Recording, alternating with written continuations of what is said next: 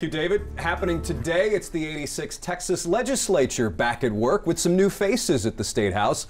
Our lawmakers now have 140 days to work on some of the state's biggest issues. And Stephanie Whitfield is here with the top 3 to keep an eye on. This is something we don't get to say often enough. Republicans and Democrats in Texas seem to be on the same page about which big issues they want to tackle in 2019.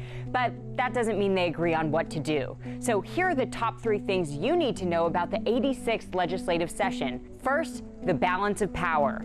Republicans still hold the majority in both chambers, but Democrats picked up a lot of seats, and that's especially true in the Senate, which means Republicans have to stay in line to bring the most conservative legislation to the floor. The other 2 big issues go hand in hand: property tax reform and school finance reform. Governor Abbott made property tax reform a cornerstone of his re-election campaign. He wants to limit property tax increases to 2.5% a year. Anything more than that would require an approval of 2/3 of voters. But some counties, cities, and school districts don't like the idea because property taxes are their main source of revenue.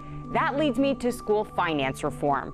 Right now, property-wealthy school districts have to share money with the state, which then reallocates funds to property-poor schools. It's called recapture or Robin Hood.